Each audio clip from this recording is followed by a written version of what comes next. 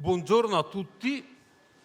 Impegno il microfono e la vostra attenzione per 120 secondi per due motivi. Prima devo risparmiare fiato perché oggi c'è un compleanno e una torta con 100 candeline è un impegno rilevante per il presidente dell'Ater. Secondo, perché l'Ater ha deciso di fare una giornata come quella attuale non tanto di celebrazioni quanto per cercare di interpretare i segnali del futuro su quella che saranno le richieste dell'edilizia residenziale e abitativa. E per fare ciò ha invitato, e sono presenti in presenza e a distanza, importanti relatori che hanno contenuti molto più tecnici di quanti possa esporre io, che sono un dottore commercialista, e quindi parleranno antropologi, religiosi, filosofi, statistici, matematici, architetti e ingegneri che sicuramente per gli skills della loro professione hanno una visuale sul futuro e ci consentiranno, ritengo, a fine giornata, di avere delle linee di fondo per tratteggiare quello che potrebbe essere il comportamento dell'Ater di Udine, ma anche di altre Ater.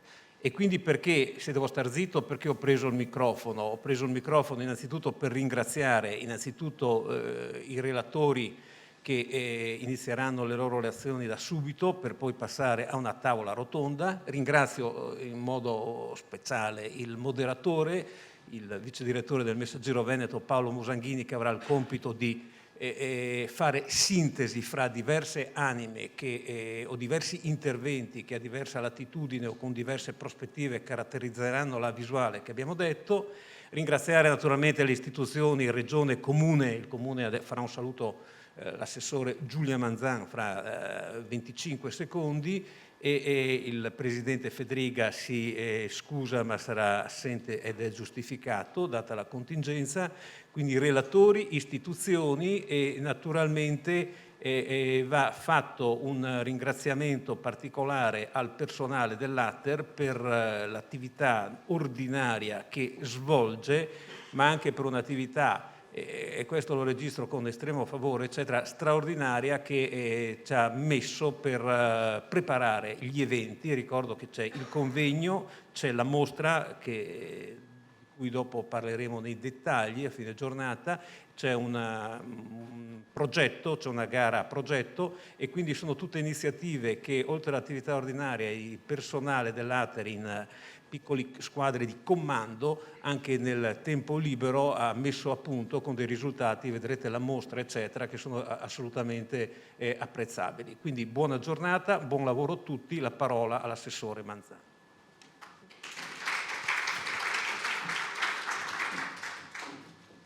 Stammi vicino. Eccoci, buongiorno. Porto i saluti dell'amministrazione comunale di Udine, in particolare del sindaco, l'onorevole Pietro Fontanini, impegnato in un evento concomitante. Oggi è una giornata complicata, visto i noti eventi che si stanno susseguendo in questa giornata. Noi come amministrazione comunale vogliamo ringraziare Ater innanzitutto per il lavoro e la professionalità che portano avanti da 100 anni, quindi un traguardo importante, e quindi le candeline, come diceva lei Presidente, di questa torta che ha un significato importante che oggi verrà trattato in questo convegno, che è anche uno spunto di riflessione naturalmente per il ruolo delle aziende territoriali per l'edilizia residenziale, non solo in termini di patrimonio architettonico, ma anche sul ruolo delle persone che sono poi le vere protagoniste delle nostre azioni. Ed è un po' il leitmotiv che ha accompagnato l'amministrazione comunale di Udine quando ha deciso di presentare un progetto ambizioso di rigenerazione urbana, un bando chiamato acronimo PINQUA, Programma Innovativo per la Qualità dell'Abitare, proposto proprio dal Ministero delle Infrastrutture e dei Trasporti in collaborazione con Ater. Non solo è stato individuato un quartiere con edifici quindi vetusti degli anni 50, in parte degli anni 80 del Novecento, con diverse diseconomie di tipo funzionali, energetiche, anche tipologiche, quindi un ripensamento generale dell'impianto strutturale proprio del quartiere. Ma quando abbiamo presentato questo progetto abbiamo pensato alle persone che ci vivevano, ai 160 nuclei familiari, quindi è stata fatta un'analisi puntuale di tutte queste persone per garantire attraverso questo progetto una migliore sicurezza, un migliore efficientamento energetico, ad esempio, anche un verde diverso, un verde messo a sistema, quindi offrire a loro una tipologia abitativa migliorativa rispetto all'esistente. Quindi l'analisi è partita dalle persone. Questo ha fatto sì che il Comune di Udine è risultato fra i 100 progetti in Italia, quindi un bel traguardo, ed è notizia della scorsa settimana che siamo risultati aggiudicatari del finanziamento di 15 milioni di euro. Quindi questo è sicuramente un risultato molto importante e ho chiesto di rimanere qua a lei perché volevo ringraziare ufficialmente Ater per tutto il lavoro svolto e anche per tutto il lavoro che dovremo fare, Presidente, perché non è finita qui.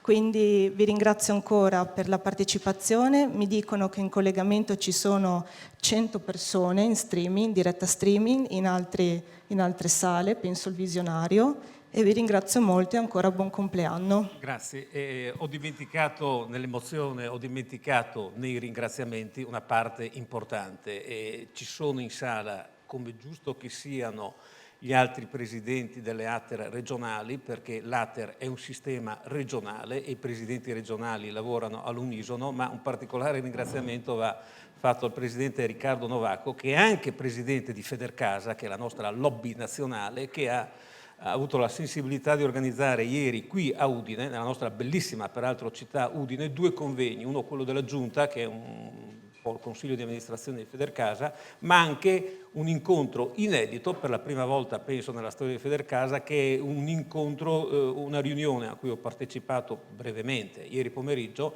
alla Sala degli Industriali, che era la riunione dei direttori delle ATER. Quindi il nostro pubblico oggi, che come ricordava Giulia Manzan, non è solo in presenza ma è anche a distanza in qualche altra sala in cui ci vedono sullo schermo, è corroborato dalla presenza di una, mi sembra, quarantina di direttori di tutta Italia che, a cui penso passa a fare piacere sentire quelle che potrebbero essere le prospettive per le costruzioni residenziali del futuro. Bene, grazie Presidente. Grazie a Buon lei. compleanno. Bene. Quindi si esce.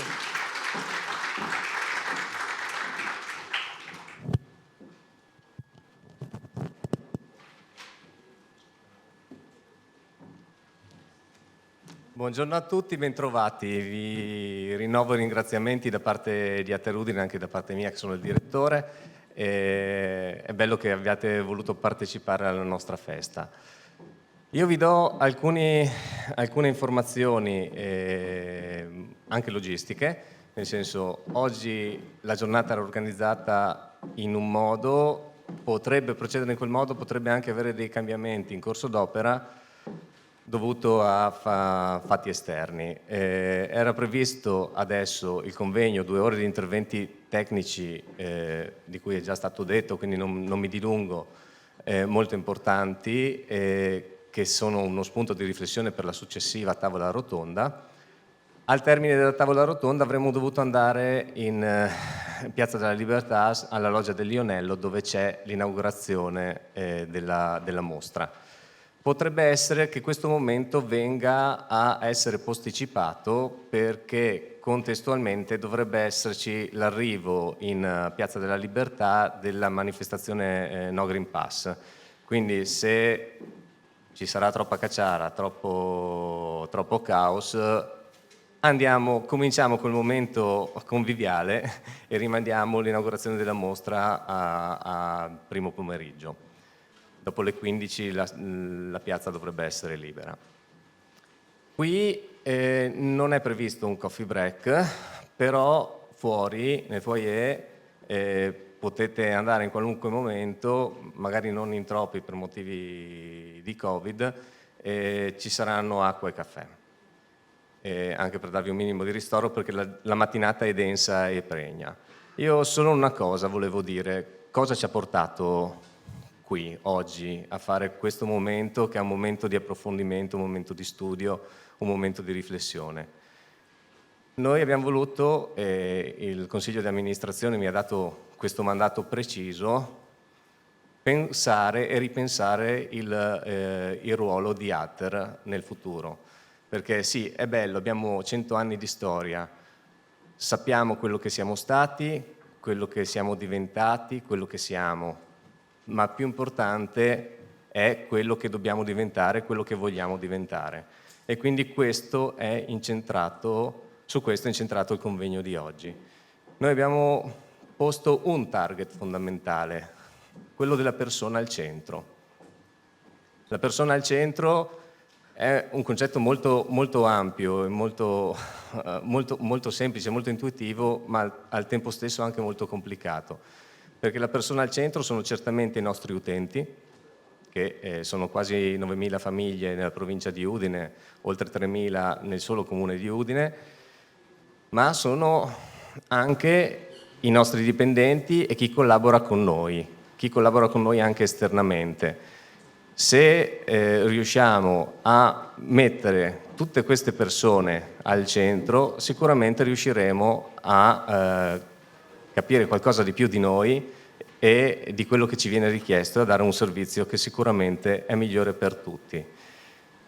È importante per me, come direttore, sono il loro datore di lavoro, che i dipendenti, i miei colleghi siano al centro, che vengano a lavorare felici e contenti dell'opportunità che hanno di fare questo servizio importantissimo per la comunità e che ci mettano il cuore e l'anima e nell'organizzazione di questa giornata e di tutto quello che è connesso, perché ci sono tutta una serie di altre cose sommerse che sono attività collaterali di cui non verrà neanche dato conto oggi. Si sono impegnati tantissimo, per cui io li devo ringraziare, molti di loro sono al visionario. Ciao ragazzi, grazie.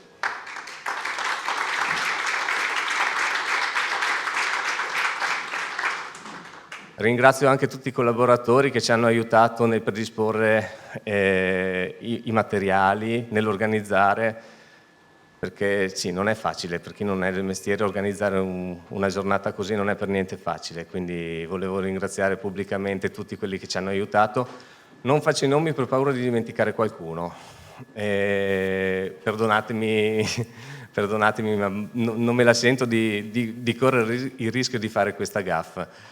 Niente, adesso chiedo che venga lanciato un video che è stato realizzato su quello che noi pensiamo sia Atter Udine.